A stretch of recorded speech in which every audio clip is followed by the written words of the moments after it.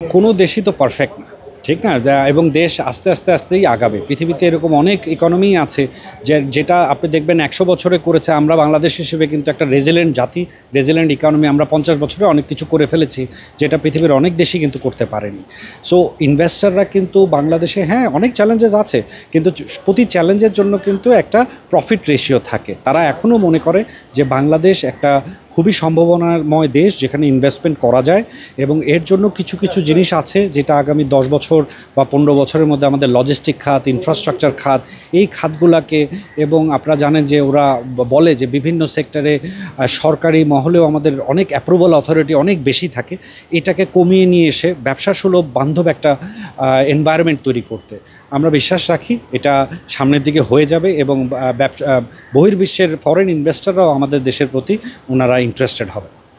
অবশ্যই আপনারা জানেন বিভিন্ন জায়গায় আমাদের কিন্তু মাননীয় বাণিজ্য উপদেষ্টাও বলেছে যে একটা জুতা সেক্টরে একটা জুতা আমরা করি না, $1 বিলিয়ন এখনও পৌঁছে নেই, কিন্তু এটার মধ্যে 6টার বেশি অ্যাসোসিয়েশন আছে।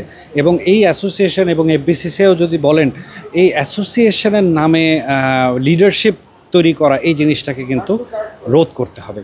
এবং এই বিজনেস কমিউনিটি এবং আমাদের যারা চেম্বার আছে, অ্যাসোসিয়েশন আছে, আমরা হলো প্রাইভেট সেক্টরের আমরা স্পোক্সম্যান। আমরা সরকারের সাথে ডিবেট করব এবং প্রাইভেট সেক্টরের জন্য ভালো কিছু নিয়ে আসবো। কিন্তু শুধু প্রাইভেট সেক্টরের জন্য তো আনলে হবে না, সরকারেরও তো রেভিনিউ বাড়াতে হবে। আমাদের দোনো পক্ষেই আমাদের কাজ করতে হবে। কিন্তু যেভাবেই হোক সামনের দিনগুলোতে আমরা আমাদের এই চেম্বার এবং অ্যাসোসিয়েশনটা আমরা পলিটিক্যাল রাজনীতিক প্রভাবমুক্ত রাখতে চাই। এর জন্য কিন্তু আমরা বিশ্বাস করি সরকারও সংস্কার নিয়ে নিয়ে কাজ করছে। পুরোপুরি একটা ইকোনমি কিন্তু ব্যাংকিং ফাইন্যান্সের উপরে টিকে থাকতে পারে না। এটা যদিও আনফর্চুনেট যে বিভিন্ন সময় অতীতে আমরা দেখেছি যে শেয়ার বাজারে অনেক ধরনের মিসইউজ অ্যান্ড মিস ইন্টারপ্রিটেশনে অনেকে অনেক মূলধন নিয়ে সরে গেছে, এবং আপামর জনতারা কিন্তু লসের ভাগিদারটা বেশি করে হয়। সো এটার জন্য accountability is the first thing যেটা এনশিওর করতে হবে, এবং এটা তো সরকারের পক্ষ থেকে করতে হবে যে প্রপার অ্যাকাউন্টেবিলিটিটা নিয়ে আসার জন্য। এবং আপনি যদি সামনের দিকে এই সংস্কারের মাধ্যমে ভালো ভালো কোম্পানি, বিভিন্ন সরকারি এবং বিদেশি প্রতিষ্ঠানকে এই আমাদের শেয়ার মার্কেটে এবং সেকেন্ডারি মার্কেটে আপনারা না আনতে পারেন, সেই ক্ষেত্রে কিন্তু এই আমাদের সেক্টরটাকে স্ট্রংভাবে সামনের দিকে এগিয়ে নিয়ে যাওয়া খুব ডিফিকাল্ট হবে। ওনারা অনেক কাজ করছেন, সময়টা খুব অল্প। আমরা গতকালও দেখেছি মাননীয় প্রধান উপদেষ্টা বলেছেন যে ডিসেম্বর থেকে জুনের মধ্যে প্রিপারেশন নিয়ে সংস্কার কিন্তু একটা চলমান পদ্ধতি। এটা কেউ বলতে পারবে না যে 1 বছরের মধ্যে একটা সংস্কার করা সম্ভব। আমরা অবশ্যই আশা রাখবো যে পরবর্তী যে নির্বাচিত সরকারও আসবে, ওনাদের যে সংস্কারের ধারাটা ওনারা শুরু করে যাচ্ছেন, আমরা কিন্তু অ্যাসিওরডভাবে বলতে পারি যে বেশ কিছু সেক্টরে কিন্তু ভালো সংস্কারের দিকেই কিন্তু সরকার এগোচ্ছে।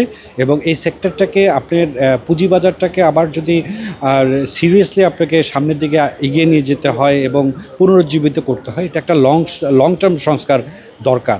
এবং আমরা বিশ্বাস করি এই সরকারের মতো সামনের নির্বাচিত সরকারও এই সংস্কারের কাজটা এগিয়ে নিয়ে যাবে। এটার কোনো ওভারনাইট সলিউশন নেই, কারণ এই যেই ভঙ্গুর অবস্থাটা আপনারা দেখলেন, এটা সরকারের বিভিন্ন মহলে করাপশন থেকে শুরু করে আমাদের এই সিকিউরিটি এক্সচেঞ্জ কমিশন এবং সেকেন্ডারি মার্কেটে অনেক রিজনে কিন্তু এই অবস্থাটার জন্য আজকে দায়ী। তার সাথে আপনি জানেন যে বিগত 4-5 বছর কোভিড শুরু হলো, তারপরে রাশিয়া ইউক্রেন যুদ্ধ, এবং এখন তার উপরে ডলার ক্রাইসিস, আমাদের ইকোনমি যেভাবে চাপের মুখে পড়েছিল, এখান থেকে উত্তরণ আমরা কিন্তু খুব সাধুবাদ জানাই। সরকার, বাংলাদেশ ব্যাংক একসাথে মিলে কিন্তু ডলারটাকে একটু স্টেবিলাইজ করেছে। আমাদের ডিপ্লিশন অফ রিজার্ভ একটা স্টেবল পজিশনে এসেছে এবং আস্তে আস্তে উপরের দিকে উঠছে। তো এর মধ্যে এখন কিন্তু একটা গ্লোবাল ট্যারিফ চলে আসলো।